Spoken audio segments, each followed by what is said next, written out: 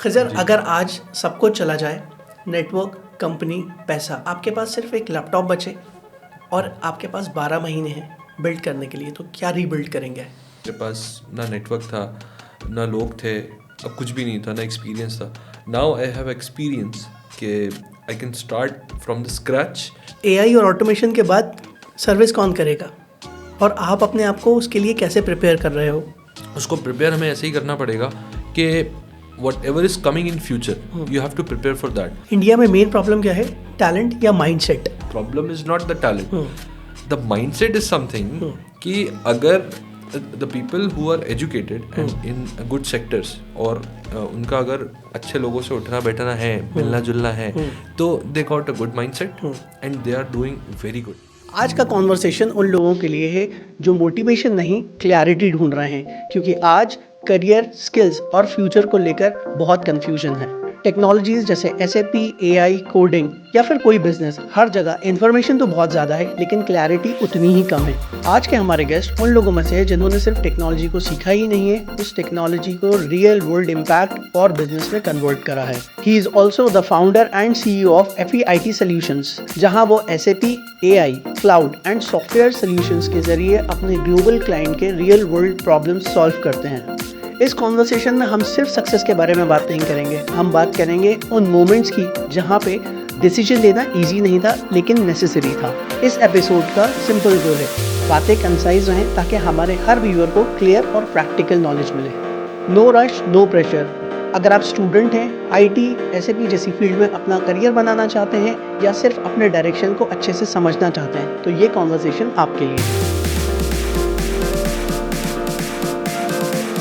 अगर आज सब कुछ चला जाए, नेटवर्क, कंपनी, पैसा, और आपके पास सिर्फ एक लैपटॉप बचे और आपके पास 12 महीने हैं बिल्ड करने के लिए, तो क्या रीबिल्ड करेंगे? मुझे ऐसा लगता है कि अभी मैं जहाँ पे हूँ मैं उससे एक कदम आगे ही होऊंगा। उसका रीज़न ये है कि मैंने इस कंपनी को जब स्टार्ट करा था FE क्लाउड को, तो बहुत ही मैं कहूँगा कि स्क्रैच से स्टार्ट करा है सारी चीज़ों को। मेरे पास ना नेटवर्क था, ना लोग थे, अब कुछ भी नहीं था, ना एक्सपीरियंस था। नाउ आई हैव एक्सपीरियंस कि I can start from the scratch and I can be one step ahead. क्योंकि मैंने जो गलतियाँ करी हैं, जिस तरह से मैंने लोगों को पहले हायर करा है, उसके बाद मैंने जो है प्रोजेक्ट उठाने की कोशिश करी है, तो बहुत सी इस तरह की गलतियां हमने करी हैं। क्योंकि हर एंटरप्रेन्योर करता है, मैं कहता हूँ कि ऐसा नहीं है कि कोई भी बिना गलती करे सीख जाए। तो और करके सीखने वाले तो आपको मालूम ही है कि थोड़ा सा एक्सपीरियंस अलग होता है।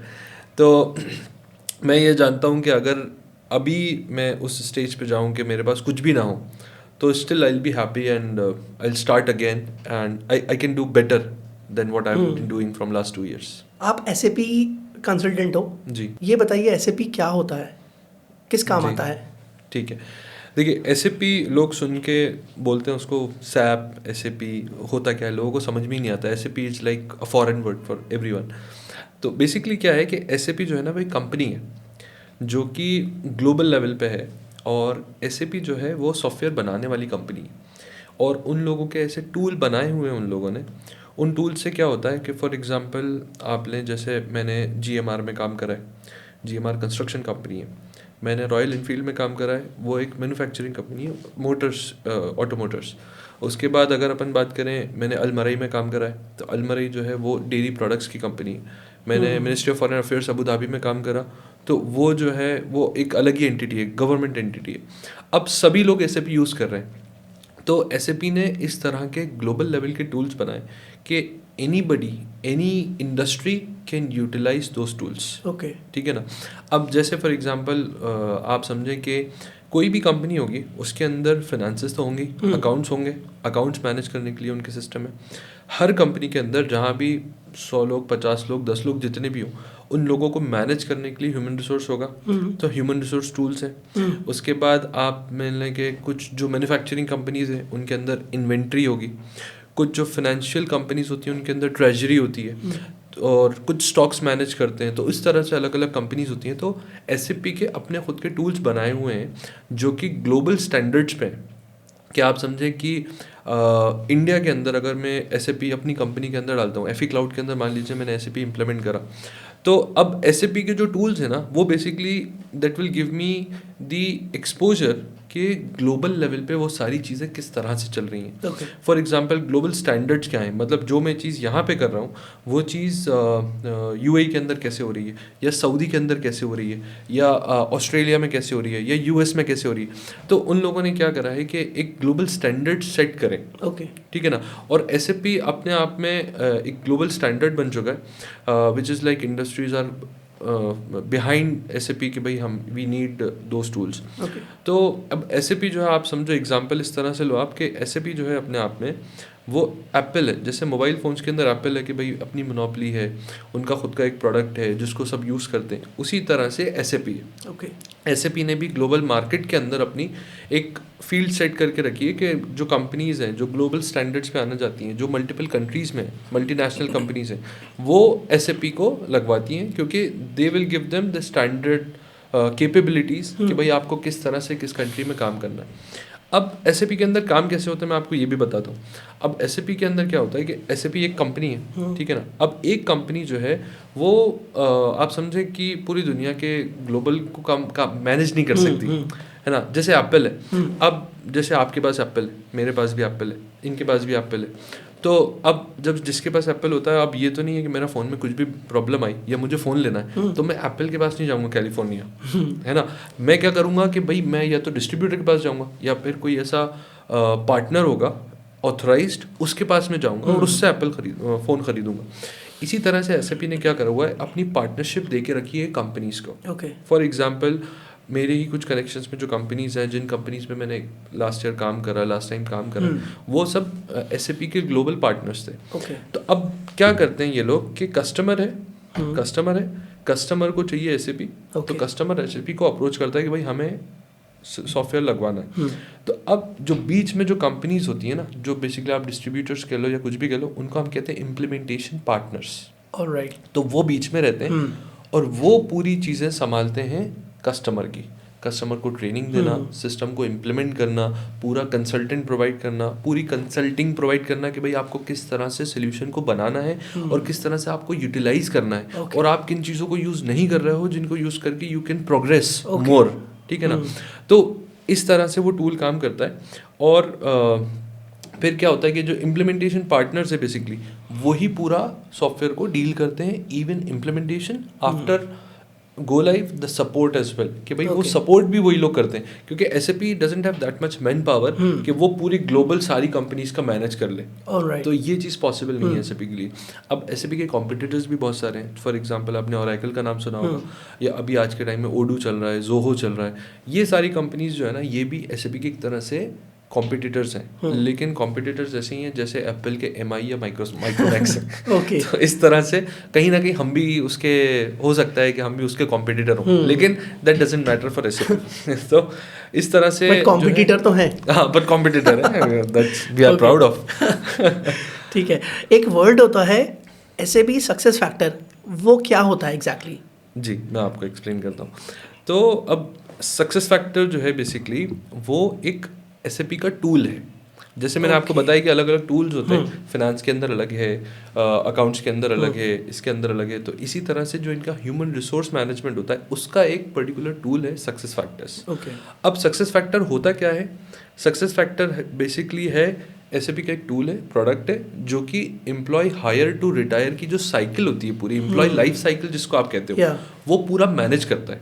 अब उसके अंदर मैनेजमेंट के अंदर आप बोलोगे तो अब जैसे मैंने कंपनी में अप्लाई करा, तो अप्लाई करने से लेके मैं फिर इंटरव्यू दूंगा, इंटरव्यू का वो आएगा, रिजल्ट आएगा, राउंड्स होंगे, राउंड्स के बाद फिर मेरा सिलेक्शन होगा, सिलेक्शन के बाद मेरा बैकग्राउंड चेक होगा, फिर मेरी ऑनबोर्डिंग होगी, मेरी ऑनबोर्डिंग होने के बाद मैं कंपनी में ज्वाइन करूंगा, फिर मुझे गोल्स दिए जाएंगे, मैं उन पे कैसे काम कर रहा हूँ, मेरा डेटा सेट होगा कि भाई मैं किस पोजीशन पे गया हूँ और मैं क्या काम करूँगा. उसके बाद फिर आपके कॉम्पनसेशन मैनेजमेंट है, फिर प्रमोशन हुए, मेरे ट्रांसफ़र हुए, मैं इस डिपार्टमेंट में उस डिपार्टमेंट, ये पूरी चीज़ें हो गई. उसके बाद फिर मैं एंड में आके मैंने या तो रिटायरमेंट ले लिया या मैंने रिज़ाइन कर दिया, तो I am leaving this company. तो ये पूरी एम्प्लॉय की लाइफ साइकिल होती है. ठीक है. This life cycle can be managed in success factors.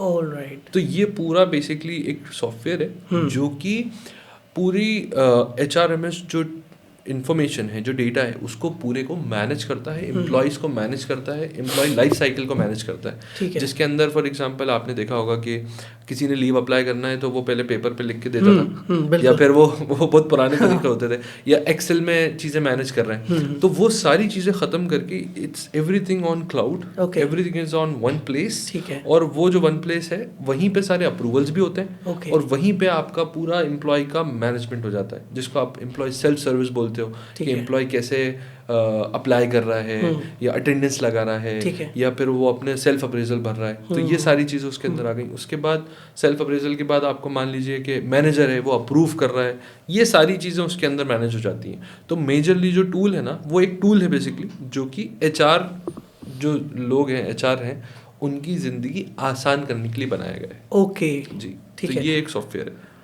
ठीक है खजर, आपको 9+ ईयर्स का एक्सपीरियंस है एसएपी के अंदर। ऑनेस्टली बताइए कि आज की डेट में अगर कोई एसएपी चूज़ करता है तो क्या वो स्मार्ट डिसीजन है या आउटडेटेड है?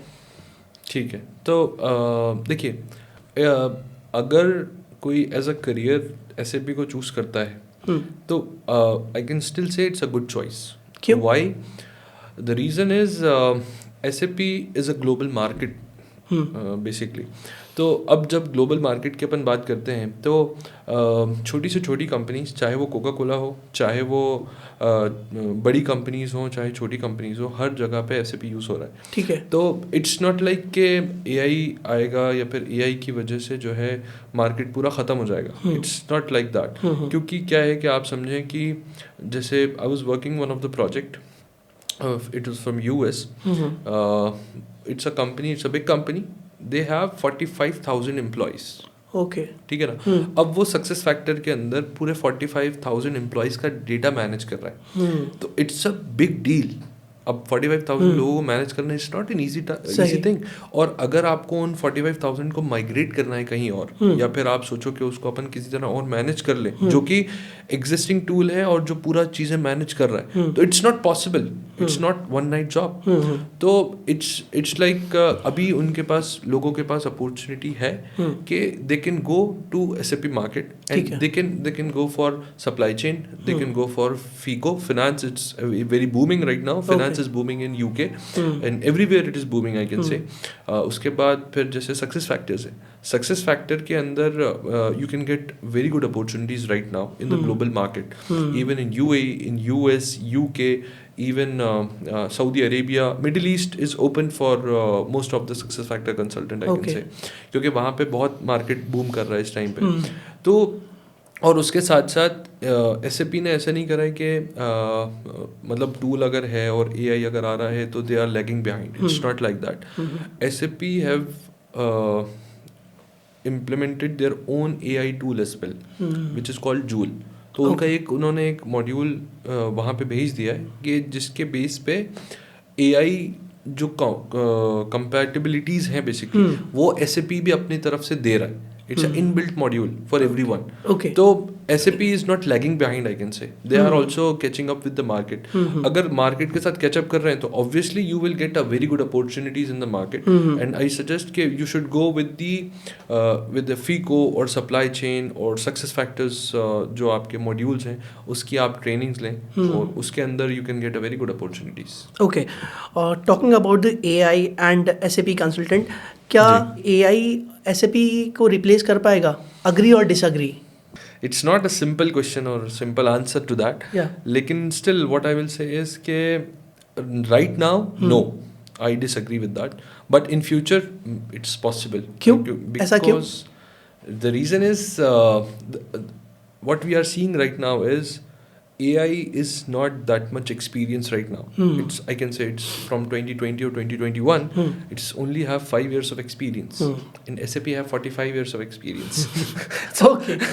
तो it matters a lot. ठीक है। लेकिन what I can say is कि AI जिस तरह से आगे जा रहा है और जिस तरह से एक्सपीरियंस कर रहा है और हम इवोल्यूशन देख रहे हैं बेसिकली जो टेक्नोलॉजी के अंदर, AI एवोल्यूशन। तो वो जो इवोल्यूशन देख रहे हैं तो आई कैन नॉट कन्फर्म कि भाई वो 4-5 साल में होगा या 10 साल में होगा या 15 साल में, लेकिन definitely there is like market के अंदर जो जॉब्स हैं they are gonna decrease a lot because of AI.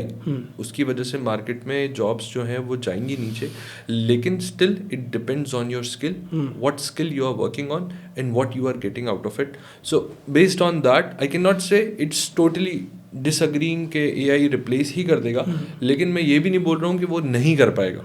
वहाँ मार्केट में जॉब्स जाएंगी AI की वजह से, SAP की, लेकिन इट्स नॉट लाइक कि पूरा मार्केट ही खत्म हो जाएगा. Like I give an example कि 45,000 लोगों का डेटा है, तो it's not only one company. Even Almarai के अंदर 30,000 लोग हैं. इवन जो मैं आपको बताऊं, एक ब्रिटिश अमेरिकन टोबैको कंपनी है, उसके अंदर मल्टीनेशनल कंपनी है, तो they are having around 30,000 plus employees. अब इतने सारे लोगों का जब आप बात करते हो और जब आप कंट्रीज़ की बात करते हो, तो क्या होता है कि हर कंट्री की अपनी अपनी पॉलिसीज़ हैं और उन पॉलिसीज़ को सिस्टम के अंदर मैनेज करा हुआ है. तो अब वो सारी चीज़ें जब मैनेज हो रही हैं, जब सारी चीज़ें स्मूथ चल रही हैं, तो उसके बाद change management is not easy. जब आपको अगर उसको चेंज करना है तो it's not easy. What you can do is you can utilise the AI to enhance the power, I can say. मतलब आप स्मूथ कर सकते हो चीज़ों को, और चीज़ें स्मूथ हो जाएंगी, फ्लो तेज़ हो जाएंगे, स्पीड अप हो जाएंगी चीज़ें, लोगों को और आसानी हो जाएगी. लेकिन आई कैन नॉट से कि it will replace whole thing. It will not be like that, but yeah, in future I cannot say, but right now or for next 10 years it's not gonna like that कि AI replace ही कर देगा SAP को. There will be decreasing in the job, but not the whole market. Okay, talking about your entrepreneurship journey, जी. कभी ऐसा लगा कि job ज़्यादा safe थी? It's a trick question I can say. लेकिन मैं ये नहीं कहूँगा कि यार जॉब मेरे लिए सेफ थी या नहीं थी. लेट मी टेल यू कि मैंने जब अपनी कंपनी स्टार्ट करी तो it was not on a whim, और मतलब मैंने बस कर नहीं दी. There was a goal behind it कि भाई मुझे करना क्या है, what I want to do. तो when I started my career it was like मैंने 8 महीने सिर्फ जॉब सर्च करी. ओके. और उस 8-9 महीने के अंदर मैंने 70 प्लस इंटरव्यूज दिए, और वो सारे 70-80 इंटरव्यूज में मैं रिजेक्ट हुआ हूँ. तो अब वो जो रिजेक्शन था, I was experiencing that rejection कि भाई रिजेक्शन होती क्या चीज़ है, क्योंकि मालूम ही नहीं था. तो मैंने ये देखा कि भाई इंसान को एक टाइम पे घिसना पड़ती है, किसी एक टाइम पे. अब वो टाइम चाहे आप 11th-12th में कर लो तो आप अच्छे कॉलेज में चले जाओगे, कैंपस सिलेक्शन हो जाएगा. कॉलेज में सही से कर लो तो शायद आपका कहीं अच्छी जॉब लग जाए. ठीक है. और वो भी नहीं करा तो आप जब कॉलेज से बाहर निकलोगे तो उस टाइम में आपको करना पड़ेगा कुछ ना कुछ, ताकि आपकी जॉब लग सके. तो जिसने उस टाइम मेहनत कर ली, दे आर मतलब very good, they are enjoying with their good life, I can say. तो मैंने उस टाइम पे मैंने लास्ट वाला चूज़ करा. मैंने सारा वक्त निकाला, उसके बाद मैंने लास्ट में सोचा कि कर लूँगा. तो मैंने 8-9 महीने जब मेहनत करी तो अप्रैल में मेरी दिल्ली में फर्स्ट जॉब लगी थी स्टेपिंग क्लाउड में. तो the struggle period was very difficult. I cannot explain how difficult it was. उस 8-9 महीने की वजह से आज आप मुझे दिन में रात में दाल चावल खिलाओ, आप मुझे रोज़ दाल चावल खिलाओ अचार से, मैं खा लूँगा. क्योंकि at that time I understand कि भाई कितनी तकलीफ़ों के बाद इंसान जो है एक लेवल पे आके पहुंचता है. क्योंकि उस टाइम में मैं आपको बताऊं कि हम लोगों की, मेरा दानिश मेरा दोस्त था, एक उस्मान था, हम 3 लोग थे. हम लोग बेंगलोर में थे BTM में, जहाँ पे हर फ्रेशर जाके रहता है. ओके. हर फ्रेशर वहीं रहता है, क्योंकि वहाँ पे सबसे ज़्यादा पीजीज है, और वो बिल्कुल सेंटर में बेंगलोर के. तो वहाँ से जो कैंपस होते हैं या फिर कहीं कंपनीज में जाना है तो वहाँ से जाना आसान, ट्रैवल करना ईजी होता है. तो सारे फ्रेशर्स वहीं रहते हैं सबसे पहले. और वहाँ पे आपको 5,000 रुपये में भी PG मिल जाता है. अच्छा. हाँ, 5,000 रुपये में सुबह शाम का खाना, नाश्ता, खाना भी मिलता है. मैं बता रहा हूँ, अभी उसका भी बताऊँगा. सब मिल जाता है. 5,000 रुपये में आपका हो गया. अब हमने वही PG लिया 5,000 रुपये का. ओके. अब उसके अंदर मेरे और मेरा 5,000 रुपये पर हेड पर बंदा. अब उसके अंदर खाना भी मिलता है. अब खाना ऐसा मिलता है कि सुबह हम लोगों को नाश्ता मिलता था तो इडलियाँ मिलती थी. हाँ. इडली ऐसी कर रही होती थी कि मैं मुंह पे मार दूं आपके, लग जाएगी आपके. ऐसी इडली, या फिर डोसे के नाम पे सिर्फ वो डोसे की वो रोटियां दे देते थे. ठीक है. और सांभर के नाम पे दाल का पानी. अच्छा. और वो ऐसा पानी होता था कि वो पानी ही होता था, उसमें दाल ढूंढ के भी नहीं मिलती थी हम लोगों को. और कभी कभी टमाटर का साग बोलते थे उसको वो लोग, तो वो टमाटर वाले के अंदर टमाटर नहीं होते थे, वो लाल होता था बस कलर में, और दाल पीली होती थी. बस इतना ही डिफरेंस था, हम लोग को ऐसे पता चलता था. तो वो वक्त था और हम लोग इंटरव्यूज़ देने ऐसे जाते थे, आप समझें कि सुबह निकले हम लोग कितने बजे, 6 बजे। ओके 6 बजे हम लोग निकल जाते थे इंटरव्यू देने। दिन भर में 1 2 3 इंटरव्यू जितने हो सके उतने देकर आते थे, और रात में हम लोग घर आते थे तो दिन का खाना स्किप होता था। क्योंकि अगर आप 2 बजे आ गए पीजी 2 बजे से पहले पहले तो आपको खाना मिलेगा, अगर आप 2:05 पे भी आए तो खाना नहीं मिलेगा। अच्छा तो you are skipping your lunch. तो हम लोग तो छोड़ ही देते थे अक्सर। अब जब होते थे तब खा लेते थे, और अगर 2 बजे से थोड़ा भी लेट हुए तो लंच नहीं मिलना, चला जाता था, ख़त्म, मिलता ही नहीं था। और फिर उसके साथ साथ अब हम थोड़ा सा मिडिल में रहते हैं, अपन की तरफ रोटी का ज़्यादा चलन है, वहाँ सिर्फ चावल मिलते हैं, और हम लोगों को रोटी मिलती थी सिर्फ दिन में हफ्ते में 2 बार। अच्छा वो बाकी टाइम सिर्फ चावल चलते थे। और रोटियों का हम लोग ऐसा करते थे कि 2-3 रोटियां मिलती थी, जिसमें से अगर 3 मिल रही है ना तो हम लोग 2 खाते थे, एक रख लेते बचा थे, लेते थे। एक बचा देते थे। मैं बताऊं क्यों बचाते थे। क्या होता था कि हम लोग अगर 8 बजे के बाद लेट हुए तो रात का खाना भी मिस हो जाता था, और हम लोगों के पास इतने पैसे होते नहीं थे, घर से मंगाने में भी इतनी शर्म आती थी। वो वैसे ही घर वाले इतना दे रहे थे कि उसी के अंदर 2 लोगों का गुजारा करना था। तो अब जब वो रोटी बचती थी ना तो रात में या तो प्याज से या सादी रोटी जो है वो हम लोग जब भूखे आ जाते थे और पीजी में खाना नहीं मिलता था तो हम लोग वो रोटी खाते थे, और वो 2-3 दिन के अंदर खा पाते थे। मतलब 2-3 दिन में ऐसा हो ही जाता था कि हम लोगों का स्किप हो जाता था लंच भी और डिनर भी। तो भूख लग रही है, पैसे इतने हैं नहीं जिम में कि बाहर से खा लो, तो फिर हम लोग वहाँ पे इस तरह से गुजारा करते थे कि थोड़ा बहुत रोटी रख ली तो बाद में एक रोटी खा के गुजारा कर लिया कि सुबह उठ के फिर नाश्ता मिल जाएगा, सिर्फ गुजारा निकालना वक्त। ठीक है। तो जब वो वाला वक्त देखा तो फिर यार अब खाने का तो ऐसा वो बचा ही नहीं कि भाई जो मिल रहा है ना वो बहुत अच्छा है, भाई बहुत अच्छे से खा लो, सुकून से खा लो, घर की रोटी मिल रही है। यहाँ पे मुझे लगता है खाने की असली वैल्यू पता चल हाँ, खाने की वैल्यू पता चली आपको। स्ट्रगल तो अलग है, लेकिन struggle जो के खाने ढूंढने में या बचाने में स्ट्रगल करा वो हमेशा याद रहेगा। बिल्कुल, मैं मतलब बता रहा हूँ आपको कि वो वक्त जो था ना वो मेरा जिंदगी का सबसे टफेस्ट टाइम था। वैसा टाइम मैंने आज तक नहीं देखा। इवन मैंने कंपनी स्टार्ट करने के बाद भी ऐसा वक्त नहीं देखा। वो अलग टाइप का था, लेकिन वो बिल्कुल ही बहुत ही एक्सट्रीम था। तो जब फिर जॉब लगी, जॉब लगने के बाद मैंने ये देखा कि यार भोपाल के अंदर ख़ास तौर से हम अपना जो सिटी है उसके अंदर टैलेंट बहुत है। अच्छा। लोगों के अंदर टैलेंट बहुत है। क्योंकि मैंने जब मैं दुबई गया, मैं पुणे गया, बैंगलोर, मतलब दूसरी कंट्रीज़ भी देखी, दूसरी सिटीज़ भी देखी, मेट्रो सिटीज़ देखी, तो मैंने ये देखा कि जो जॉब में लोग हैं उन लोगों का कम्युनिकेशन उतना अच्छा नहीं है जितना कि भोपालियों का है। क्योंकि अपन को मालूम है पटिएबाज हैं, ठीक है, बतौलेबाजी करते हैं, तो उन लोगों का कम्युनिकेशन एक जो होता है ना स्किल्स जो है कनेक्शन बनाने का वो बहुत तगड़ा है। ठीक है। तो वो चीज़ जो है ना वो कहीं ना कहीं टैलेंट है जो कि वेस्ट हो रहा है। और उसके बाद फिर मैंने 5 साल जॉब करी। 2 साल मैं दिल्ली में रहा, और उसके बाद 3.5 साल में जो है दिल्ली में ही अगेन दूसरी कंपनी में स्विच करा था मैंने। तो दोनों स्टार्टअप थे। पहली कंपनी में जब मैं था तो 25वां एम्प्लॉय था, दूसरी कंपनी जब ज्वाइन करी तो 8वां एम्प्लॉय था। वो दोनों स्टार्टअप कल्चर मैंने देखे। जब पहली कंपनी मैंने छोड़ी है तो उसमें 150 प्लस लोग थे। दूसरी कंपनी जब मैंने छोड़ी है 3.5 साल में तो 500 प्लस लोग थे उस कंपनी के अंदर। तो I was the part of progressing कि भाई किस तरह से कंपनी बनाई जाती है। अब ये सारी चीज़ें मैंने देखी। उसके बाद I got a very good opportunity from Dubai, और गवर्नमेंट कंपनी से मुझे ऑफर मिला था। It was a very tempting offer I can say, मतलब it was around 1 crore per year was the package, but I left that offer. मैंने उसको reject कर दिया। क्यों?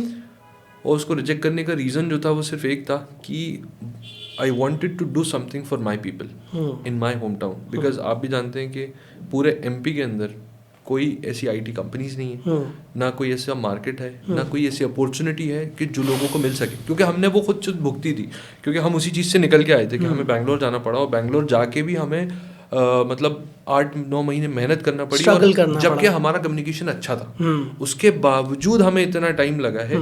तो हमने ये देखा कि भाई ये सारी चीज़ें जो है ना ये मार्केट मतलब लोगों की कमर तोड़ रही है। और इस वजह से क्या हो रहा है कि भोपाल के ऐसे लड़के जो टैलेंटेड हैं वो रात भर घूम रहे हैं और सुबह सो रहे हैं, क्योंकि उनको माहौल ही वो मिल रहा है। तो वो सारी चीज़ें ख़त्म करने के लिए फिर मैंने ये कंपनी यहाँ पे स्टार्ट करी, और वो ऑफ़र को रिजेक्ट किया। फिर मैंने यहाँ पे अपनी कंपनी स्टार्ट करी। मैंने सोचा कि यहाँ पे जो है मैं लोगों को कम से कम इतनी अपॉर्चुनिटी दे सकूँ कि 3 महीने 6 महीने अगर उन्होंने एक्सपीरियंस ले लिया तो दे can go for the job.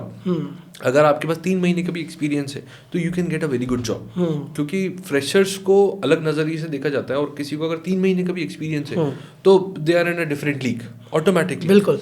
तो उस चीज़ को करने के लिए फिर मैंने सोचा कि यार मुझे जो है एम्प्लॉयमेंट जनरेशन पे ही काम करना है, that is my target, that is my goal. मैंने कंपनी सिर्फ और सिर्फ इसलिए स्टार्ट करी थी कि I want to do employment generation for the people, और ख़ास तौर से अपने भोपाल के अंदर, क्योंकि यहाँ पे मार्केट है ही नहीं। तो I am here to create the market basically for the IT.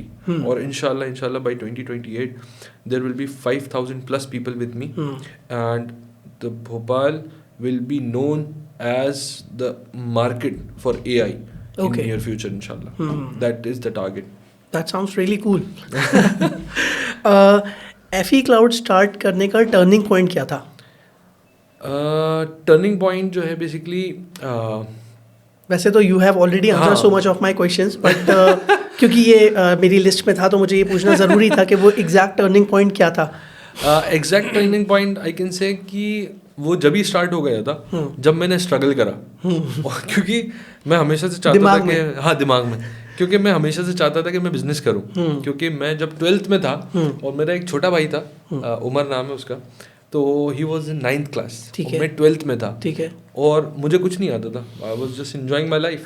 और वो जो था वो 9th क्लास में भी इतना तेज था कि वो HTML CSS सीख रहा था, और उस टाइम में मेरे लिए बहुत बड़ी चीज़ थी वो कि यार ये क्या कर रहा है, ये कोडिंग सीख रहा है, ये वेबसाइट बनाएगा। मैंने कहा यार उमर तुम सीख लो जितना सीख सकते हो, अपन कंपनी खोलेंगे।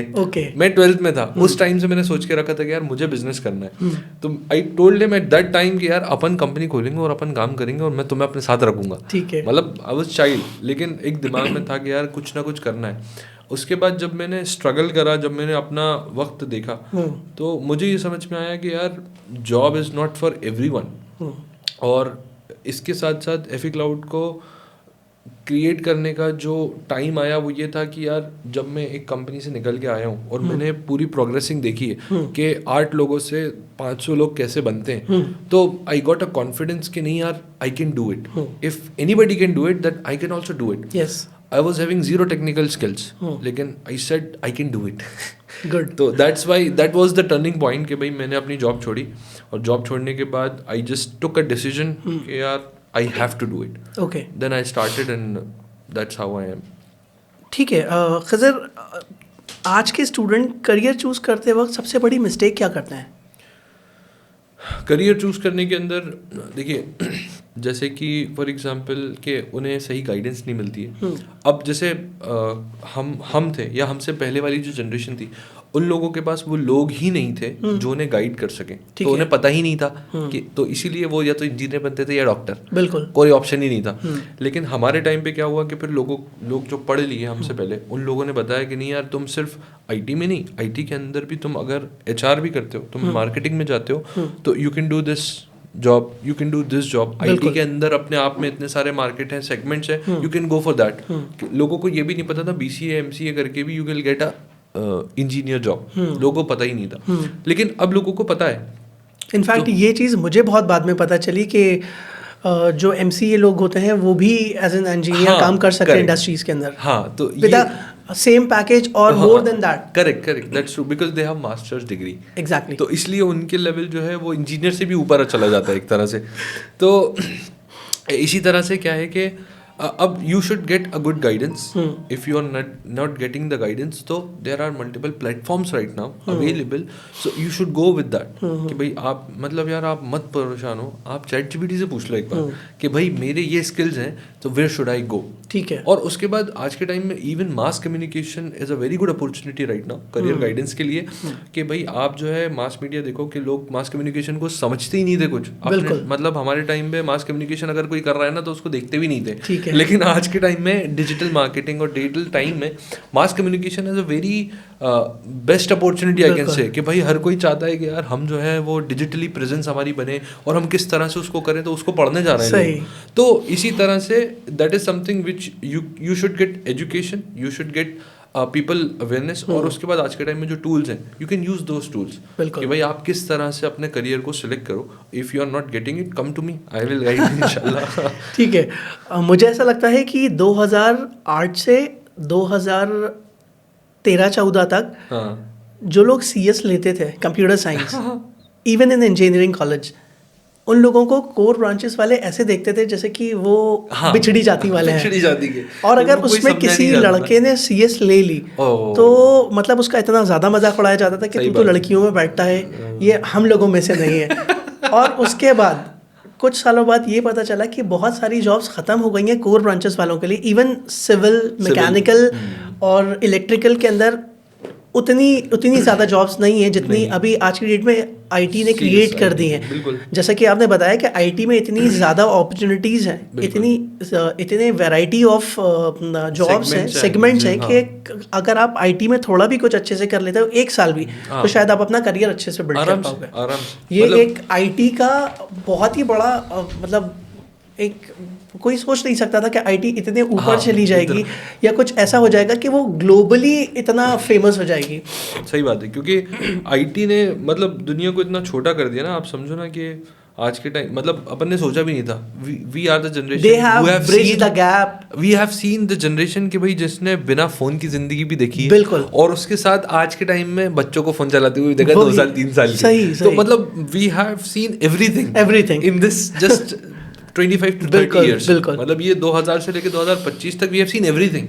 पूरा इवोल्यूशन हमने IT के अंदर जो हुआ है वो पूरा हमने देखा है। तो we can definitely better understand. और मुझे ऐसा लगता है कि आने वाले 200 साल तक भी IT डाउन नहीं होने वाली है और बढ़ती ही चली जाएगी। मैं इस बारे में मैं कुछ नहीं कह सकता क्योंकि कुछ भी हो सकता है। ठीक है। क्योंकि because right now if you see कि आज से 20 साल पहले जो लोग जिस चीज़ को इम्पोर्टेंट समझते थे वो जैसे कि सिविल था, कंस्ट्रक्शन था, तो वो कंस्ट्रक्शन कभी ख़त्म नहीं होगा। क्यों नहीं होगा? क्योंकि देयर इज़ अ नीड, भाई हर कोई घर बनाना चाहता है। और उसके बाद फिर आज के टाइम में सिविल है लेकिन IT का ज़्यादा बूम है। तो IT क्यों है? क्योंकि उसकी अभी नीड है। लेकिन अगर आप देखो आगे चल के, मैंने कुछ लोगों के कुछ इन्फ्लुएंसर्स थे उनकी भी स्टोरीज देखी थी कि उनका कहना है कि आगे चल के जो बेसिक नीड्स वाले लोग हैं, जैसे जिसको आप लेबर कहते हो या जो छोटे काम करते हैं, जैसे आज के टाइम में अर्बन क्लैप्स जिस तरह का काम कर रहा है, ये वाले जो काम है आगे आने वाले टाइम में उनकी ज़्यादा डिमांड होगी IT से भी ज़्यादा। अच्छा जी, जहाँ तक मतलब बिलियनियर्स जो बनेंगे, नेक्स्ट बिलियनियर्स जो बनेंगे वो इस मार्केट वाले लोग बनेंगे। तो we can not say anything क्योंकि फ्यूचर इज अनप्रेडिक्टेबल। डेफिनेटली। खैर, बिजनेस या करियर की सबसे बड़ी गलती क्या थी आपकी? गलती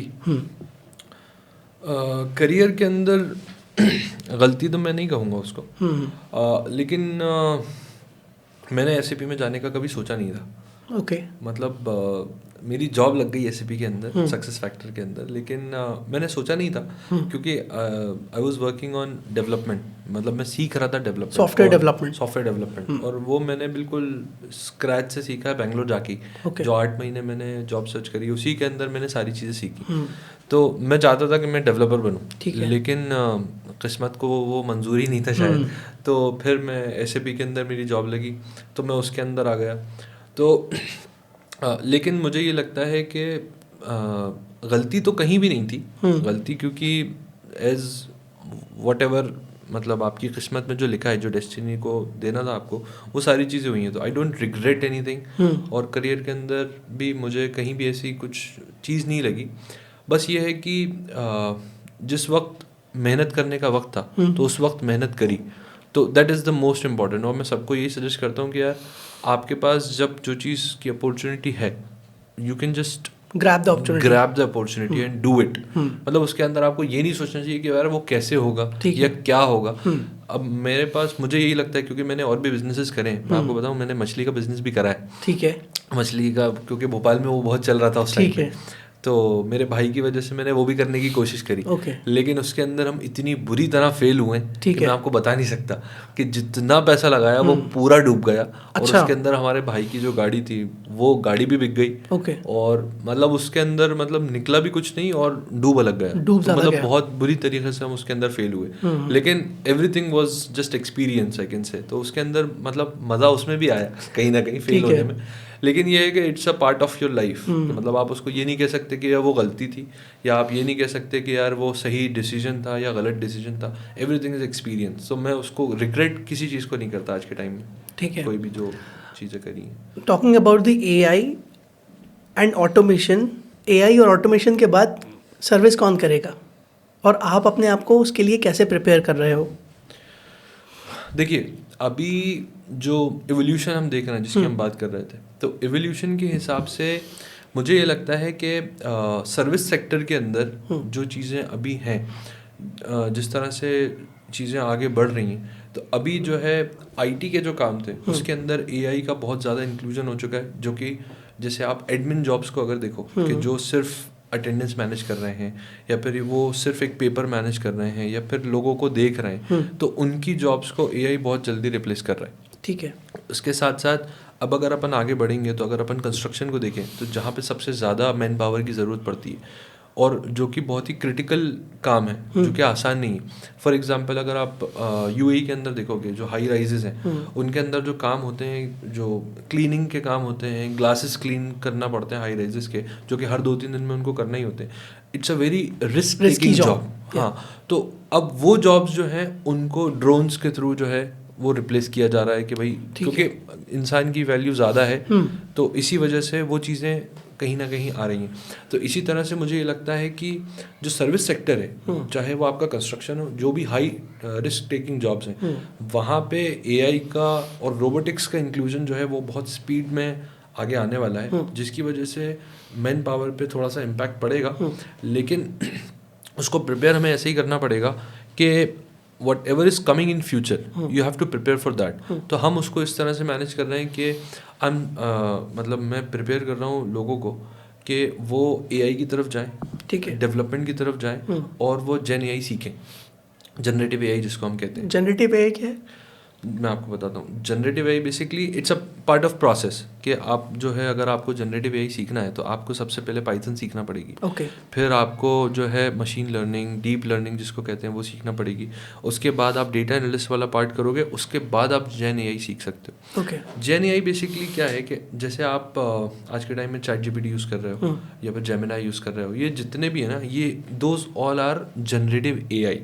ठीक है। अब इन जनरेटिव एआई के अंदर होता क्या है कि ये जनरल है कि आप इनसे वड़ा पाव भी बनवा लो, ओके, और आप इनसे ब्लॉकचेन का भी पूछ लो, ये आपको हर तरह का जवाब दे देंगे, हर तरह का। तो दैट इज़ जनरल। लेकिन अब जनरेटिव एआई किस मार्केट में और किस तरह से यूज़ होगा वो मैं आपको बताता हूँ कि, और मैं लोगों को उसको क्यों बताना चाह रहा हूँ कि लोग उसको सीखें। अब क्या होता है कि अब चीज़ें स्पेसिफाइड होना स्टार्ट हो गई हैं। आप मार्केट में देखोगे तो हर चीज़ के अपने अपने टूल्स बन रहे हैं। फॉर एग्जांपल कि वीडियो एडिटिंग जो है वो अपने आप में एक अलग टूल बन गया है उसका। वो दूसरी चीज़ें भी कर सकती हैं लेकिन उसका एक अलग टूल है। इसी तरह से जो बड़ी कंपनीज होती हैं, अब उनका जो डेटा होगा वो मैनेज करना है उनको, और वो चाहेंगे कि यार मेरे जब एम्प्लॉयज़ मेरे चैटबॉट से पूछें कुछ, तो ऐसा ना हो कि वो उनको वड़ा पाव बना के दे। ठीक है। है ना।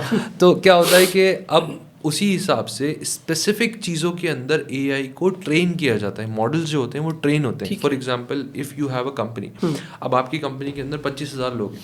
अब उन 25,000 लोगों का आपको डेटा भी मैनेज करना है, और आप चाहोगे कि उनकी हेल्प कर सके एआई, ताकि चीज़ें स्मूथ हो सकें।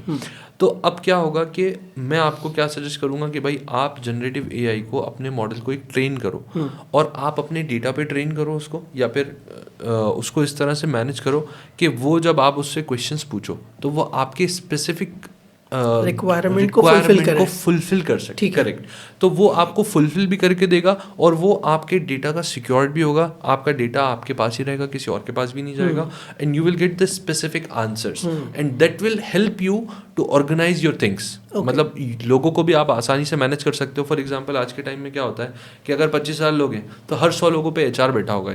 अब क्या होगा कि अगर किसी को परेशानी हुई तो वो जाएगा एचआर के पास, वो उससे बोलेगा कि यार मुझे ये प्रॉब्लम है, या मुझे ये, या मैनेजर परेशान कर रहा है, या फिर मैं इसको ये कैसे करूँ, या कंपनी के अंदर बेनिफिट होते हैं कि भाई मेरा मेडिकल इंश्योरेंस है, मैं वो कहाँ से लूँ, या मैं खर्चा करा है कंपनी के लिए, कहीं गया था मैं, रीइंबर्समेंट लेना है, वो कैसे करूँ, या मेरे पास बेरीवमेंट लीव है कि नहीं। मतलब बहुत छोटी छोटी चीज़ें हैं, लेकिन that makes very good big impact I can say. तो इस तरह की चीज़ों को मैनेज करने के लिए जनरेटिव एआई जो है that can help you out in your own organisation, और आप अपनी स्पेसिफिक चीज़ों को लेके भी उसको ट्रेन कर सकते हो। ठीक है। तो that is something which is generative AI. तो जनरेटिव एआई के लिए मैं इसीलिए लोगों को, जो करियर की बात मैं कर रहा था, लोगों को मैं इसीलिए सजेस्ट करता हूँ कि they should go with the generative AI. उनको वो सीखना चाहिए कि how it works and how you can utilise those, क्योंकि आने वाले टाइम में मुझे लगता है कि that is the biggest market in the IT which you are going to see. मुझे ऐसा लगता है, या इन जनरल अगर अपन बात करें, कि आज की डेट में लोग ChatGPT इस्तेमाल करना शुरू कर चुके हैं। बिल्कुल। लेकिन क्या ये डिपेंडेंसी क्रिएट कर रहा है? फॉर इंस्टेंस, अगर कोई कोडर है, वो कोई कोड लिख रहा है, उसको इश्यू आया, उसने ChatGPT से पूछ लिया, लेकिन ये वाली हैबिट क्या उसकी स्किल पे इम्पैक्ट नहीं करेगा? That is true, it will impact, क्योंकि क्या हो रहा है कि आज के टाइम में अगर आप देखोगे कि जो लॉजिकल रीजनिंग जिसको हम कहते हैं, एग्जैक्टली, उसके ऊपर इसका काफ़ी बड़ा इम्पैक्ट है, क्योंकि इंसान ने खुद से सोचने की जो क्षमता है जिसको हम कहते हैं, वो कम कर दी है, वो कम हो गई है। और वो सोचता है कि यार मैं क्यों सोचूं, इससे पूछ लेते हैं, ये बता देगा। हाँ। तो वो चीज़ की वजह से लॉजिकल रीजनिंग जो बिल्डिंग है वो कम हो रही है। लेकिन इसका यूटिलाइजेशन जो है वो अगर सही तरीके से किया जाए, फॉर एग्जांपल जो मैं अपने एम्प्लॉयज़ को भी सजेस्ट करता हूँ कि आप सबसे पहले तो बेसिक समझो कि आपको काम क्या करना है, और उस काम को करने के बाद आपको अगर उसके अंदर कोई कमी दिख रही है, that is something which you can identify with the help of ChatGPT। Okay, something like that, कि मतलब आप डिपेंड नहीं हो रहे उस पर, लेकिन यू नो एवरीथिंग। उसके बाद अगर आप उससे हेल्प ले रहे हो ना, तो that will ease your life, that will save your time. मतलब पहले क्या होता था कि हम अगर डेवलपमेंट कर रहे हैं या फिर हम किसी इशू में फंसे, तो यार हमें 3 4 दिन सिर्फ एक ही इशू में लग जाते थे, इशू रिजॉल्व करने में। और वो सिर्फ ये था कि एक ब्रैकेट गलत लगा था, बिल्कुल, या एक ब्रैकेट नहीं लगा था। तो ये जो छोटी छोटी चीज़ें हैं जिनको हमें ढूंढने में, आइडेंटिफाई करने में टाइम लग रहा है, उनको हम आसानी से मैनेज कर सकते हैं इन टूल्स के थ्रू। लेकिन the tools should be utilised in a very efficient manner, I can say, जिसकी वजह से आपकी जो थिंकिंग है, क्रिटिकल थिंकिंग है, उस पर भी इम्पैक्ट ना हो, और the tool can save your time as well. तो अभी जो टूल्स बने हैं बेसिकली वो इसीलिए बने ताकि you can save your time. Everything is there are 2 things only, one is money, something is saving your money, और something is saving your time. That is the only 2 things which people are utilizing. तो अगर आप उसको सही utilize करते हो तो that will definitely save your time. If you save your time then you save your money, that's what happens. Okay, तो मुझे लगता है कि ये भी एक तरह का स्किल ही है कि आपको AI को कैसे स्किलफुली इस्तेमाल करना चाहिए, rather than just simply prompting and asking everything to AI। हाँ बिल्कुल बिल्कुल, क्योंकि अब लोगों को ये लग रहा है कि यार, मतलब मेरे ही कुछ दोस्त हैं, उनको ऐसा लगता है कि यार तुम क्यों IT कंपनी चला रहा हो, क्यों सॉफ्टवेयर डेवलपमेंट करवा रहा हो, तुम उससे क्या मिलेगा तुम्हें? कहने लगे कि मैं एप्लीकेशन जो है मैं ChatGPT के थ्रू कोड निकाल के पूरा बना लूंगा, ठीक है, मुझे कोई दिक्कत ही नहीं है। मैंने कहा भाई आप बना लीजिए, बिल्कुल, आप उसको कर लीजिए मैनेज, लेकिन आप मुझे बताइए आपको क्या सीखने को मिला उससे? अगर मैं आपसे बोलूँ कि यार ChatGPT नहीं चल रहा कल को, अब आप बना लोगे उसको? नहीं बना सकते आप उसको, अगर उसके अंदर कोई एक छोटी सी गलती भी है तो you can not find that mistake, ठीक है। तो दैट इज समथिंग कि भाई जो अगर डेवलपमेंट जो कर रहे हैं उनकी क्रिटिकल थिंकिंग चेंज होती है, उनकी लॉजिकल रीजनिंग चेंज होती है, जिसकी वजह से they can utilise the ChatGPT in more efficient manner. तो अगर आप ये सोचते हो कि यार मैं ChatGPT से पूरा काम करवा लूँ, तो that is something which is creating a dependency. You should not create a dependency, ठीक है। You should use the tools, मतलब टूल्स पे डिपेंडेंट आप नहीं हो सकते ना, आपको टूल्स को सिर्फ यूज करना है ताकि आपकी लाइफ इजी हो सके। इसका मतलब ये नहीं है आप पूरे डिपेंडेंट हो जाओ और आने वाले टाइम में डेवलपर्स की जो जॉब्स हैं वो बिल्कुल खत्म हो जाएंगी, ऐसा हो ही नहीं सकता। क्योंकि जो क्रिटिकल थिंकिंग इंसान ह्यूमन नेचर के अंदर है वो अभी AI के अंदर नहीं है। आगे चल के हो सकता है वो भी आ जाए, दैट वी कैन नॉट से, लेकिन अभी नहीं है। तो अभी right in the right time अभी you should utilize the tool, not to depend on the tools. ठीक है, that's what I suggest. Okay, coming back to SAP consulting, जी, SAP सक्सेस फैक्टर इतना हाई पेइंग क्यों है?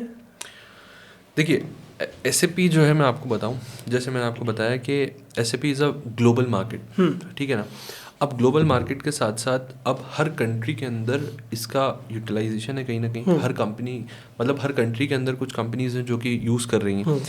तो अब अगर कोई ग्लोबल चीज़ है तो ऑटोमेटिकली उसकी वैल्यू अपने आप में बढ़ जाती है। अब जब वैल्यू बढ़ी है तो ऑब्वियसली जो उसके कंसल्टेंट्स हैं उनकी वैल्यू भी ज़्यादा ही है। ओके, और इसके साथ साथ क्या होता है कि अब ऐसा नहीं है कि भाई सारी एसएपी के जो जॉब कर रहे हैं उन सबको हाई पे ही मिलती है।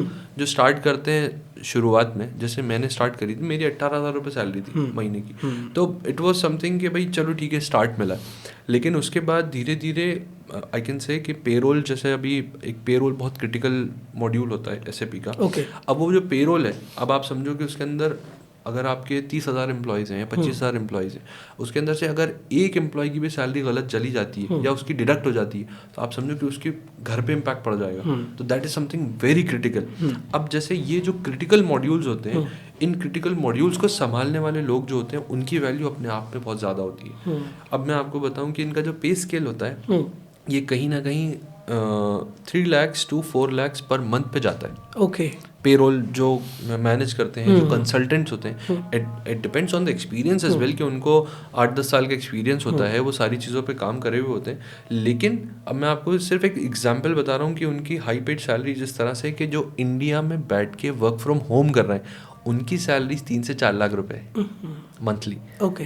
उनको घर पे बैठे बैठे मिल रहा है, क्योंकि उनके स्किल्स की वैल्यू है। तो it depends on your skills, it depends the value which you are working on. Like FICO जो है, फीको अपने आप में आप समझिए कि अगर यूएई के अंदर आप जाते हो, तो यूएई के अंदर you will get a job around 30 to 35,000 dirhams if you have a good experience.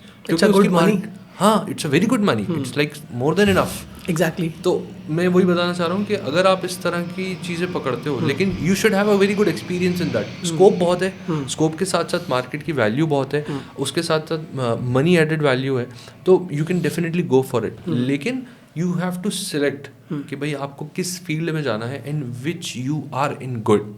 ठीक है। मतलब आपको अपनी भी एक्सपर्टीज देखना है ना। अब मैं जैसे HRMS मेरा सक्सेस फैक्टर का है, अब मेरी एक्सपर्टीज जो है वो पूरी HRMS की है। अब मैं बोलूँ यार मैं फाइनेंस करने जा रहा हूँ, तो यार I will add a zero value. अब मुझे लोग थोड़ी ना 3-4 लाख रुपए देंगे इस बात के। तो इट्स अ सिमिलर वे कि भाई आप whatever you are doing, you should do with your full of energy and with heart, कि भाई हमें ये चीज़ करना है। अगर आप उसके अंदर टाइम दोगे, और वो चाहे कुछ भी हो वो चीज़, अगर आप उसके अंदर टाइम देते हो, तो definitely you will get a very good money. Okay. Skills और डिग्री सच क्या है? It's a tricky question again I can से। लेकिन मैं ये जानता हूँ कि मेरे पास जो लोग हैं, मैं फ्री में इंटर्नशिप भी कराता हूँ लड़कों को, और मेरे पास जो है फर्स्ट ईयर के बच्चे भी हैं, 12th के बच्चे भी हैं, ओके, फाइनल ईयर के भी हैं, और कुछ ऐसे हैं जो कि 7-8 साल पहले ग्रेजुएशन कर चुके हैं। अच्छा। They are starting their career right now. Okay, ठीक है ना। तो इस तरह के लोग हैं। तो व्हाट आई सी इज के मार्केट के अंदर स्किल्स के नाम पे कुछ भी नहीं है। एजुकेशन जो है वो अपनी जगह सही है, मैं उसको गलत नहीं कह रहा हूँ, लेकिन स्किल्स जो हैं वो डिपेंड करते हैं कि आप किस तरह से सीख रहे हो। फॉर एग्जांपल मैंने अभी उमर का आपको एग्जांपल दिया कि उमर ने 9th क्लास से HTML CSS सीख लिया था। ठीक है। तो he was a very good, क्योंकि उसके पास स्किल्स थे, उसने सीख लिया। 9th क्लास में कोई नहीं पढ़ा था HTML CSS उस टाइम। ठीक है। 2012 की बात कर रहा हूँ मैं आपसे। उस टाइम में कोई सोचता भी नहीं था इस बारे में, लेकिन वो सीख रहा था। That is something which is skill. तो वो उसकी खुद की एक क्यूरियोसिटी थी कि यार मुझे सीखना है, I need to create my skills के I can get a good opportunities. तो इट डिपेंड्स अपॉन यू कि भाई आप एजुकेशन के साथ what extra effort you are doing, based on that you got your future I can say। कि जिस तरह से आप, मैंने एक बार बोली कि आप 11th-12th में मेहनत कर लो, you will get a very good college, और कॉलेज में मेहनत कर लो, you will get a very good job। तो इसी तरह से it depends के what you are studying plus what skills you are developing। ठीक है। क्योंकि आप अगर बाहर जाके देखोगे, बाहर की जो एजुकेशन सिस्टम्स हैं उनके अंदर वो लोग सिर्फ पढ़ाई पे फोकस नहीं करते। इवन मेरे जैसे भाई जो है वो यूके में, तो अब यूके के अंदर जो बच्चों को पढ़ाया जा रहा है उनको मतलब 3rd और 4th तक जो है पेंसिल भी नहीं पकड़ाई जाती है, उनको दी ही नहीं जाती, उनसे लिखवाया भी नहीं जाता है। क्यों? क्योंकि उनके एजुकेशन सिस्टम डिफरेंट है। तो इट्स नॉट ओनली स्किल्स और degree, it depends on the person as well कि भाई आप किस चीज़ पे मेहनत कर रहे हो, आप किस तरह से चीज़ों को ले रहे हो। एजुकेशन के अंदर भी सारी चीज़ें हैं, लेकिन how you are taking it up, that's what makes you a different person. तो that's what makes the difference in the market कि भाई डिग्री के साथ साथ what extra you are giving. क्योंकि आप एज अ फ्रेशर भी जाते हो ना, तो आपको जॉब नहीं मिलेगी इतनी आसानी से, लेकिन अगर आपके पास स्किल्स हैं और आप फ्रेशर हो, you will definitely get a good job. कैसे? मेरा सवाल यही है कि एक फ्रेशर को SAP कंसल्टिंग की जॉब कैसे मिलेगी? देखिए उसके अंदर अब आप इस तरह से देखें कि SAP खुद से तो नहीं पढ़ाता है, लेकिन there are multiple training centres. अब वहाँ पे ट्रेनिंग सेंटर्स जो हैं वो इसीलिए हैं ताकि you can get a guidance, you can get specific trainings on the particular modules. तो आप जब उन पे ट्रेनिंग लोगे तो you will definitely get a job, क्योंकि आप एज अ फ्रेशर जाते हो, आपको कुछ नहीं आता है, तो only communication is the key. Communication is the first and most important कि भाई कम्युनिकेशन होना चाहिए, क्योंकि SAP के अंदर आपको कस्टमर हैंडल करना है। तो अगर आपको कस्टमर हैंडल करना है तो you should have a communication. तो that is the first point. अगर आपको SAP में जॉब चाहिए, सबसे पहले आप कम्युनिकेशन अपने स्ट्रॉन्ग करो, that is one.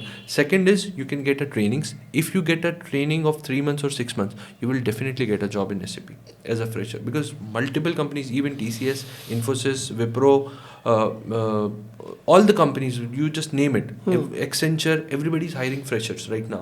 Okay. 0 to 2 years experience they are saying, but they are hiring freshers.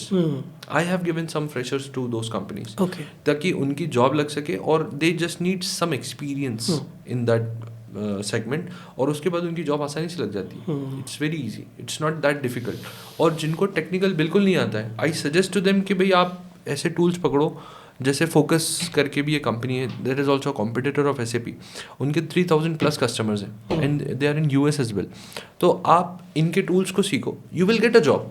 Okay. It's not that difficult. Market में जॉब्स अवेलेबल हैं, but people are not going to the right direction basically. That's why they are just hanging here and there. India में main problem क्या है, talent या mindset? Mindset, ठीक है। India के अंदर देखिए, टैलेंट तो मैं ये कहूँगा कि इंडिया से ज़्यादा टैलेंट तो कहीं नहीं है। ये बात सच है, ठीक है, क्योंकि वी आर 1.4 बिलियन पीपल, ठीक है ना। तो टैलेंट इससे ज़्यादा कहीं हो ही नहीं सकता। क्योंकि मैं जितनी कंट्रीज घूमा हूँ, मैं जहाँ भी गया हूँ, मुझे इंडियंस वहाँ पे ज़रूर मिले। और यू नो, एवरीबडी नोज कि भाई इंडियंस हर जगह, चाहे वो UK हो, चाहे वो US हो, चाहे वो छोटी से छोटी कंट्री हो, चाहे वो बड़ी से बड़ी कंट्री हो, सब जगह इंडियंस अवेलेबल हैं। तो टैलेंट की कमी तो है ही नहीं। Problem is not the talent, the mindset is something कि अगर the people who are educated and in good sectors, और उनका अगर अच्छे लोगों से उठना बैठना है, मिलना जुलना है, तो they got a good mindset and they are doing very good. मतलब मैं आपको बताऊं एग्जाम्पल के तौर पे, एक SAT का एग्जाम्स होते हैं, लोगों को SAT के बारे में मालूम ही नहीं है क्या होता है, जबकि SAT के through you can get good universities in US, in Australia, in UK, in multiple places. लेकिन SAT को लोगों को पता ही नहीं है, पहली चीज़ तो, और जिनको पता है वो समझते हैं सिर्फ US के लिए। ओके। तो लोगों को पता ही नहीं है, लोग अवेयर ही नहीं है कि चीज़ क्या है, हो क्या रहा है। तो माइंडसेट मेरे हिसाब से इज़ द प्रॉब्लम। और वो भी पूरी तरह से प्रॉब्लम नहीं है, क्योंकि वो कहीं ना कहीं where you are sitting with who you are sitting, that's what matters the most. अगर आप ऐसे ही लोगों के साथ बैठ रहे हो जो कि रात भर पटिए तोड़ रहे हैं और अब बतौले मार रहे हैं, तो आप फिर बतौले मारने में मज़ा आएगा आपको, फिर आपको किसी चीज़ में मज़ा नहीं आएगा। लेकिन अगर आप ऐसे लोगों के साथ बैठ रहे हो जो अपना करियर सही में बनाना चाहते हैं और जो सोचते हैं आगे का, जो दूसरों के बारे में सोच रहे हैं, अगर आप उन लोगों के साथ बैठोगे तो definitely you will make something. जैसे आपने पहले बोला, Bhopali are very good at, हाँ, that's true, there is so much talent. I have seen it by myself कि भाई मेरे पास ऐसे ऐसे लड़के आए हैं जो कि मैं आपको बताऊं, अभी एक लड़का है, उसकी मैंने जॉब लगवाई थी, तो वो जो था उसका स्केड्यूल ऐसा था कि वो सुबह 8 बजे सोता था, अच्छा, और शाम को 7 बजे उठता था। ओके। और वो 7 बजे उठ के स्नूकर पे जाता था, स्नूकर खेलता था 2 बजे तक, ठीक है। 2 बजे के बाद दोस्तों के साथ निकलता था, फिर ढाबों पे बैठा है, कहीं कहीं घूम रहा है, कहीं कहीं घूम रहा है, कुछ भी कर रहा है, और सुबह आते थे घर और आगे सो जाते थे 8 बजे। ऐसा ये स्केड्यूल था उनका रोज़ का। वो लड़का अल्हम्दुलिल्लाह आज जो है जॉब लगी उसकी, वीडियो एडिटिंग के लिए उसने सीखा, पूरा स्क्रैच से सीखा। बस बात सिर्फ इतनी थी कि उसे करना था। मैंने उससे बात करी, मैंने उसको समझाया, तो ही वॉज इंटरेस्टेड, और उसने मुझसे बोला कि भाई आप बताइए, जो बोलेंगे मैं वो करूँगा। बस और वो 10 लोग हैं, उन 10 में से वो एक ही निकल पाया, लेकिन that is something I am making a very good progress I can से कि भाई वो 10 में से मैं एक को निकाल पाया, ठीक है, जो कि सही स्केड्यूल पे आ पाया, तो that is something which is coming from him as well. उसने खुद भी अपनी तरफ से एफर्ट ली, हाँ उसने कोशिश करी, तो he is doing a very good job and he is a video editor, you know. हाँ, he is learning right now and he is in a very good pace. तो मतलब जिसके पास मैंने भेजा है, मतलब वो खुद तारीफ बोल रहे हैं कि यार इतना अच्छा लड़का दिया है तुमने यार, हम लोगों को मजा आ रहा है इसके साथ काम करने में। हम मतलब उसने पे करने को बोला भी नहीं है, फ्री में ही इज डूइंग दैट इंटर्नशिप। और उसके बाद वो लोग खुद मुझसे कह रहे थे कि यार इसको हम लोग पे करना स्टार्ट कर देंगे क्योंकि he is doing a very good job. तो that depends on the person as well. तो बेसिकली माइंडसेट ही है, माइंडसेट ही है जिसकी वजह से कहीं ना कहीं जो ब्लॉकेज आ रहा है, मैं कह सकता हूँ कि लोग जो है सही अपॉर्चुनिटी ग्रैब नहीं कर पा रहे हैं, या फिर अपॉर्चुनिटी है लेकिन समझ ही नहीं रहे हैं उसको अपॉर्चुनिटी, वो कहीं ना कहीं माइंडसेट ही है। अगर आप if you can just take one step you will reach somewhere, that's what I know. ठीक है, अगर आज आप 21 साल के होते तो कौन सी ऐसी एक स्किल थी जो आज सीखते हैं? अगर मैं आज 21 साल का होता तो मैं डेफिनेटली जनरेटिव एआई की तरफ जाता, और मैं मतलब एआई जनरेटिव एआई ही सीखता, क्योंकि that's what I am doing right now. मैंने अपनी कंपनी जो खोल के रखी है, या फिर मैं जो एम्प्लॉयमेंट जनरेशन की बात कर रहा हूँ आपसे, that is not possible only in the development right now, क्योंकि एआई इवोल्यूशन हम देख ही रहे हैं। तो अगर वो मुझे करना है तो that is something I have to think of a future, और फ्यूचर के अंदर एआई जनरेटिव जो चीज़ है उसी की सबसे ज़्यादा जॉब्स और मार्केट में अवेलेबिलिटी होगी, और आज के टाइम में भी है। तो मुझे ये लगता है कि मैं भी वही सीखता, और आज के टाइम में मेरे पास जो इंटर्न्स हैं जो पेड हैं या फिर फ्री में जो पढ़ रहे हैं, उन सबको मैं जनरेटिव एआई की तरफ ही ले जा रहा हूँ, और उन्हीं को उसी पे ट्रेन कर रहा हूँ ताकि they can get a very good opportunity in the market right now. Service business का सबसे बड़ा मिथ क्या है? सर्विस बिजनेस का मिथ सबसे बड़ा ये है कि यार मतलब आपके पास हर महीने पैसे टाइम पे आते रहेंगे जॉब की तरह। ठीक है, तो ये सबसे बड़ा मिथ है, मैं आपको बताऊं। क्योंकि क्या होता है कि आपको ये लगता है कि यार आप किसी को सर्विस दे रहे हो ना, तो आप सर्विस दोगे और सामने से बस काम होगा और पैसा निकल के आ जाएगा। It's not something like that. मतलब it's a personal thing, but let me tell you कि मैं एक प्रोजेक्ट पे काम कर रहा हूँ लास्ट ईयर सितंबर से अभी तक, मतलब दिस 2026 स्टार्टेड, लास्ट ईयर मतलब 2024 से चल रहा है प्रोजेक्ट। एक साल हो चुका है, 1 साल 6 महीने हो गए, जनवरी चल रहा है 2026 का, अभी तक उसका पेमेंट नहीं आया मेरे पास। ठीक है ना। और ये एक केस नहीं है, इस तरह के कम से कम 10 केस और हैं जहाँ पे मैं सर्विसेज दे चुका हूँ लेकिन payment are not been cleared yet. तो सर्विस के अंदर ऐसा नहीं है कि आप सोचो कि यार मैं सर्विस दूंगा और सामने से पैसा निकल के आ जाएगा। It's not like that, it's not that easy. और सबको लगता है कि यार सर्विस के अंदर जो है मतलब हमें सिर्फ सर्विस ही देना है, मतलब हम रिसोर्स प्रोवाइड कर देंगे और या फिर हम काम करके दे देंगे तो सामने से पैसा निकल के आ जाएगा। It's not like that. जो मनी फ्लो है that is the major challenge in service business. It's not easy, I can not say it's easy, लेकिन लोगों को ये लगता है, ये मिथ है कि यार service business is very easy. हम जो है मतलब बहुत सारे लोग मेरे सामने, कम से कम 100-150 लोग मेरे सामने स्टार्ट कर चुके हैं कि यार मैं जो है एक काम करता हूँ, मैं रिसोर्सेज प्रोवाइड करूँगा, मैं बीच में हूँ, मैंने एक कंपनी को रिसोर्स दे दिए, वहाँ से मेरा पैसा आएगा, मैं इनको उठा के दे दूंगा, काम खत्म हो जाएगा। लेकिन that cycle takes 90 days, sometimes 180 days. मतलब आप समझो कि एक बंदे ने जिसने काम करा है उसको तो आपको 1 महीने पे सैलरी देना ही है ना, उसको 1 महीने में पैसे देना है आपको, लेकिन सामने से 6 महीने बाद पैसे आ रहा है। आप क्या करोगे? आप 6 महीने उस बंदे को कैसे संभालोगे जो आपके तरह काम कर रहा है? ऐसी सिचुएशन में आप क्या करते हो? बहुत डिफ़िकल्टी होती है भाई। मैं आपको बताऊं कि जब मैंने कंपनी स्टार्ट करी थी जनवरी के अंदर 2024 में, जनवरी के अंदर मैंने स्टार्ट करी थी, आज 2 साल हो गए अल्हम्दुलिल्लाह। तो हम लोगों ने जब स्टार्ट करी थी तो मेरे पास एक भी प्रोजेक्ट नहीं था, लेकिन I have a team of 25 people. बताया था आपने। तो जब अगर 25 लोगों की टीम थी और उसके बाद मेरे पास कोई काम नहीं था, कोई प्रोजेक्ट नहीं था, लेकिन व्हाट आई वाज डूइंग के मैंने इस तरह से काम करा है, मैं आपको बताऊं कि प्रेशर मेरे ऊपर इतना था कि मेरे पास सिर्फ सैलरी के भी पैसे नहीं थे, कि मतलब अगर मुझे 3 लाख रुपए देना है, पूरी सैलरीज बांटना है, तो वो 3 लाख रुपए भी मेरी जेब में नहीं थे। तो मैं क्या करता था कि मैं अपने कनेक्शंस या जो मेरे नेटवर्क है उसके अंदर से मैं उन लोगों से ट्रेनिंग्स मांगता था कि यार मैं ट्रेनिंग दूंगा, उस ट्रेनिंग के बदले जो मुझे पैसे मिलेंगे तो उससे मैं थोड़ा सा कवर कर पाऊँगा। ठीक है। तो आप समझो कि मुझे ट्रेनिंग जिस तरह से देना होती थी, रात के 9 बजे से लेकर सुबह 5-6 बजे तक ट्रेनिंग्स चलती थी, और दिन में मुझे ऑफिस भी संभालना होता था, टीम को भी संभालना है, साथ में पूरा काम भी करना है, और रात में 9 बजे से लेकर सुबह 5 बजे तक ट्रेनिंग देना है, और अगले दिन सुबह 10 बजे उठ के दोबारा ऑफिस आना है। और मैंने ये ट्रेनिंग्स कई बार दी हैं, सिर्फ और 10-10 दिन की ट्रेनिंग होती थी लगातार बिना सोए। क्यों ये सब मेहनत करी? क्योंकि मुझे कहीं ना कहीं पैसे निकालना होते थे और मुझे आगे लोगों को देना होते थे। तो आई स्टार्टेड, मैं खुद को कहीं ना कहीं सेक्रीफाइस करके लोगों के पैसे निकाल के आता था। मैं खुद काम करता था दूसरों के लिए कि पैसे निकल के आए ताकि मैं लोगों की सैलरीज दे सकूं सिर्फ। तो उसके लिए फिर मैं बहुत स्ट्रगल मैंने करा। मतलब एक टाइम ऐसा आया था कि मतलब मुझे उधार भी लेना पड़े, मतलब मेरे जेब में 5,000 रुपये भी नहीं थे, मतलब मैं घर का खर्चा चला पाऊँ उतने भी पैसे नहीं थे। लेकिन कहीं ना कहीं अल्हम्दुलिल्लाह अल्लाह ताला ने सपोर्ट करा, और now I am that much stable कि भाई चलो ठीक है, इस महीने की सैलरी तो आ ही रही है। अभी भी मतलब ऐसा नहीं है कि प्रॉफिट में, इट्स नॉट अबाउट प्रॉफिट, लेकिन हाँ ये है कि अल्हम्दुलिल्लाह अब इतना हो जाता है कि सैलरीज बंदों की निकल रही हैं। जितने 100 बच्चे अगर काम कर रहे हैं, 65 एम्प्लॉयज़ हैं, तो उन 65 की सैलरीज निकल जाती हैं। मतलब मेरे पास 7-8 तारीख तक पैसे इतने आ जाते हैं कि मैं उनकी सैलरीज दे सकूँ। ओके खज़र, क्लाइंट को कब नो बोल देना चाहिए?